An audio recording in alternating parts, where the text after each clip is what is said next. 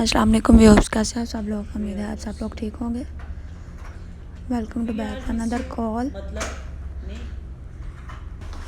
پہلے میں نے آپ کو مکہ کی زیارتیں کروائی تھی، آج میں کراؤں گی آپ کو مدینہ کی زیارتیں۔ اور میری ویڈیو کو لائک شیئر اور سبسکرائب ضرور کیجیے، اور زیادہ سے زیادہ سبسکرائب کیجیے تاکہ میری جو میں محنت کر رہی ہوں اس پہ مجھے پتہ لگے کہ میری محنت کسی حد تک کامیاب ہوئی۔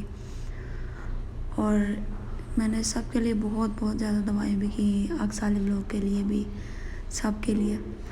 اللہ سب کو ادھر بلائے جس نے مجھے دعاؤں کا بولا۔ اللہ تعالیٰ ہمیں قبول کرے اور آپ سب کو بھی بلائے۔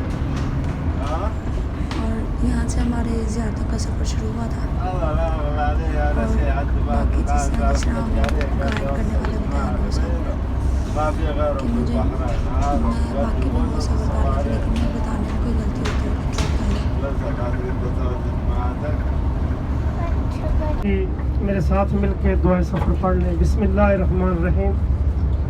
سبحان الذی سخر لنا ھذا وما كنا له مقرنین وإنا إلی ربنا لمنقلبون۔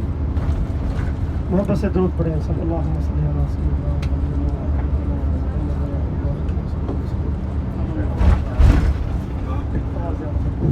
پیچھے آواز نہیں آ رہی؟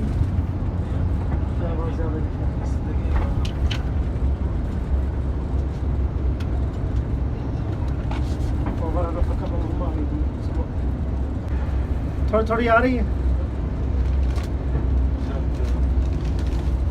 ما کان محمد ابا احد من رجالکم ولکن رسول اللہ و خاتم النبیین وکان اللہ بکل شیء علیما ان اللہ و ملائکتہ یصلون علی النبی یا ایھا الذین آمنوا صلوا علیہ وسلموا تسلیما۔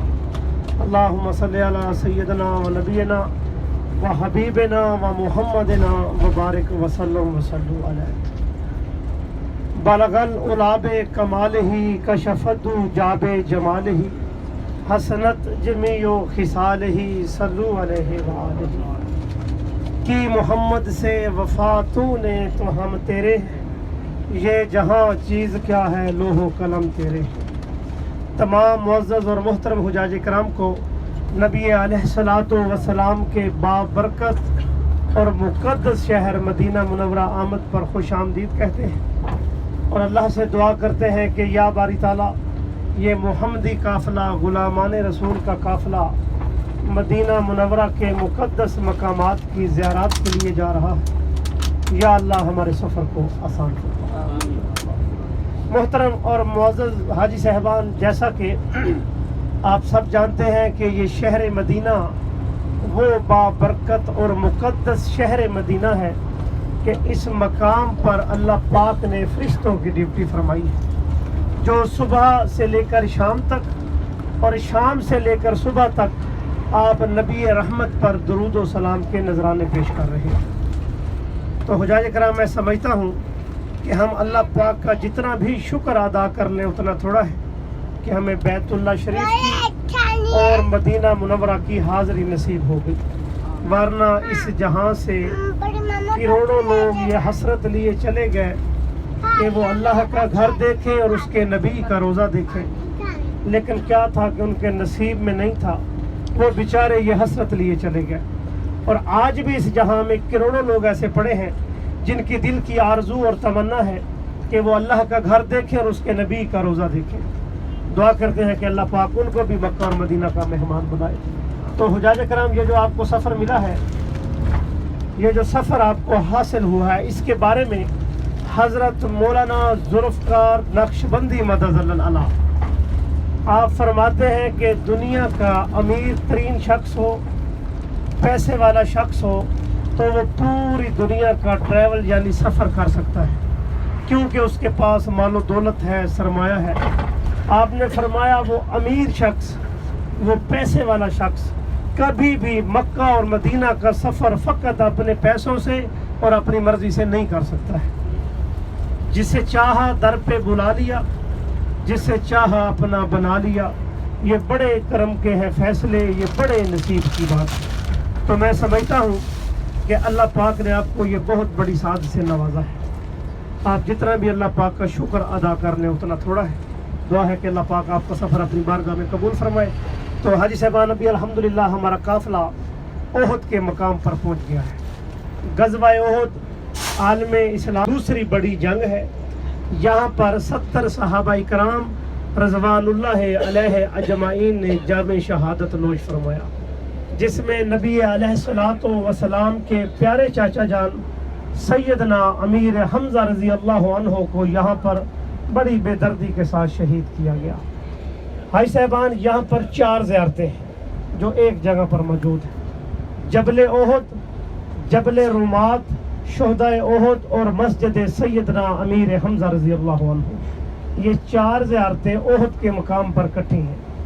یہاں پر 4 دیواری ہے، اس کے اندر 3 قبریں ہیں جس میں 70 صحابہ کرام رضوان اللہ علیہ اجمعین آرام فرما ہے۔ فرنٹ والی صاحب 2 قبریں ہیں کالے پتھر والی، ایک ہی لائن میں، اوپر ایک پتھر رکھا ہوا ہے نشاندہی کے لیے۔ فرنٹ والی قبر میں نبی علیہ الصلوۃ والسلام کے پیارے چاچا جان سیدنا امیر حمزہ رضی اللہ عنہ آرام فرما ہے، اور پیچھے والی جو اٹیچ قبر ہے کالے پتھروں والی، اس میں حضرت مصعب بن عمیر اور حضرت عبداللہ بن جیش رضی اللہ عنہ وہ آرام فرما ہے۔ اور اسی قبرستان کے اندر ایک چھوٹی سی دیوار ہے جس کو اجتماعی قبر اقدس کہتے ہیں، جس میں 67 یعنی 67 صحابہ کرام رضوان اللہ علیہ اجمعین اکٹھے آرام فرما ہیں۔ حاجی صاحب جہاں پر شہید آرام فرما ہوتے ہیں وہاں پر اللہ کی رحمتیں اور برکتیں نازل ہوتی ہیں، اور وہاں پر دعائیں مستجاب یعنی قبول ہوتی ہیں۔ یہاں پر ہم نیچے اتریں گے، 1 دفعہ الحمد شریف، 3 دفعہ پور شریف، اور اول آخر دوشی پڑھ کے دعا کرنی ہے کہ اللہ پاک ان شہداء کے درجات کو بلند فرمائے، اور اللہ پاک ان شہداء کے توسل سے جو لوگ دنیا فانی سے رخصت ہوئے ان کی مغفرت فرمائے، اور اللہ پاک ہم سب کا جو خاتمہ ہے وہ ایمان پر بخشے۔ تو حاجی صاحب ایک اور چھوٹی سی یہاں زیارت ہے، میں آپ کو دکھاتا ہوں، اس کا نام ہے جبل رومات۔ جبل رومات، جہاں پر اللہ کے رسول صلی اللہ علیہ وسلم نے 50 بہترین تیر اندازوں کو وہاں پر مقرر فرمایا اور حکم دیا ہم جنگ جیت جائیں یا ہار جائیں آپ نے نیچے نہیں اترنا ہے۔ لیکن کیا ہوا، احد کی جنگ میں شروع میں مسلمانوں کو فتح ملنے لگی تو صحابہ کرام رضوان اللہ علیہ اجمعین نے یہ سمجھا کہ شاید ہم جنگ جیت چکے ہیں، کیونکہ مشرکین منافقین مکہ میدان چھوڑ کر بھاگ رہے تھے، لیکن جنگ جیتے نہیں تھے۔ جیسے ہی صحابہ کرام اس جبل رومات کی پہاڑی سے نیچے اترتے ہیں تو خالد بن ولید رضی اللہ عنہ، جو اس وقت مسلمان نہیں تھے، ایمان نہیں لائے تھے، اور کفار مکہ مشرکین منافقین مکہ کے سپہ سالار تھے، انہوں نے پیچھے سے یہاں پر اتنا زبردست حملہ کیا کہ اسی گھاٹی پر تقریباً 10 تیر انداز شہید ہو گئے۔ اللہ کے رسول کو یہاں پر پتھر لگا، آپ کے دندان مبارک شہید ہوئے۔ تو حاجی صاحب یہاں پر مسلمانوں کا کافی نقصان ہوا، 70 صحابہ کرام رضوان اللہ علیہ اجمعین اس جنگ میں شہید ہو گئے۔ تو انشاءاللہ ہم نے یہاں پہ اترنا ہے، اور اس کے ساتھ ہی یہ سیدھے ہاتھ پر جبل احد کا پہاڑ ہے۔ اللہ کے رسول نے فرمایا احد فی الجنہ، کہ احد جنت کا پہاڑ ہے۔ آپ نے فرمایا کہ احد مجھ سے محبت کرتا ہے اور میں اس احد سے محبت کرتا ہوں، اور بروز قیامت اللہ پاک اس احد پہاڑ کو جنت میں جگہ عطا فرمائے گا۔ یہ تقریباً 3 سے 4 کلومیٹر لمبا اور تقریباً 2 سے 2.5 کلومیٹر چوڑا پہاڑ ہے۔ اس کو عاشق رسول پہاڑ بھی کہتے ہیں، اس کو جنتی پہاڑ بھی کہتے ہیں، اور کہنے والے اس کو سونے کا پہاڑ بھی کہتے ہیں۔ تو حاجی صاحب انشاءاللہ یہاں پر ہم اتر رہے ہیں نیچے۔ ابھی یہ چھوٹی پہاڑی جو ہے جبل رومات کی، اس کی زیارت ضرور کرنی ہے آپ کو، جہاں اللہ کے رسول نے 50 تیر اندازوں کو مقرر فرمایا تھا۔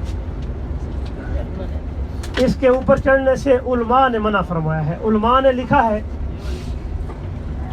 کہ یہاں شہیدوں کا خون ہے.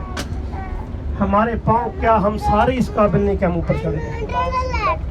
لیکن کیا ہے یہ جو لوگ چھوٹی گاڑیوں پر ٹیکسیوں پر آتے ہیں عربیوں کے ساتھ, ان کو اردو میں بتانے والا کوئی نہیں ہوتا. چونکہ حاجی نئے ہوتے ہیں وہ بیچارے اوپر چڑھ جاتے ہیں. یہ دیکھیں یہ سیدھے ہاتھ پر سب یہ جبل رومات کی پہاڑی ہے. اور یہ جو نہر ہے اس کا نام ہے وادی فرات. وادی فرات یہ ایک نہر کا نام ہے. اسی جگہ پر اس کے اوپر جنگ احد لڑی گئی. جی یہ نہر آج بھی باقی ہے. سب بھائی اگر کسی نے یہ چھوٹی پہاڑی پہ چڑھنا ہو تو میری طرف سے آپ کو اجازت ہے. آپ نے یہ نہیں سمجھنا کہ بھائی کیوں روک رہے ہیں, وہ لوگ چڑھے ہوئے ہیں. اگر کوئی چڑھنا چاہے تو میری طرف سے آپ کو اجازت ہے. لیکن علماء نے منع فرمایا ہے. جو بات صحیح ہے میں آپ کو بتا رہا ہوں. ہاں جی جو مسنون طریقہ ہے وہ سامنے 4 دیواری ہے جہاں پر نبی علیہ الصلوۃ والسلام کے چاچا اور باقی صحابہ کرام آرام فرما ہیں. آپ نے وہاں پہ جا کے سلام پیش کرنا ہے اور مانگنا صرف اللہ کی ذات سے ہے. اللہ کے رسول نے ساری زندگی ہم کو یہی فرمایا ہے.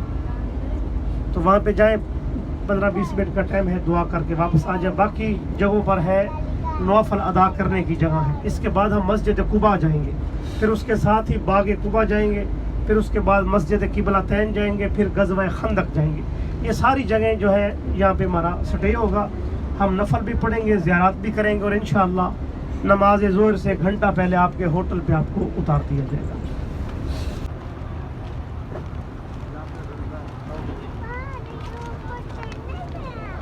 اس پہاڑ پہ چڑھنا تو منع ہے لیکن لوگ چڑھتے ہیں. ادھر ہمارے صحابہ کا خون ہے تو ہم تو اتنے گناہگار لوگ تو نہیں نا اس جگہ پہ جا سکتے. Anamız babamız sana feda olsun ya Resulullah. Ama o gün bu meydanda öyle zor durumda kalınca ah ey Sa'd diyordu. Anam babam sana feda olsun. Ama artık Allah Resulü Aleyhisselam'ın önünde onu koyacak hiç kimse kalmamıştı. Bunun üzerine Abdullah İbni Gamiye isimli müşrik onun arka tarafından yaklaştı ve ona bir kılıç darbesi vurdu. Allah'ın Resulü sırtından yara alıyor. Başka bir müşrik نہیں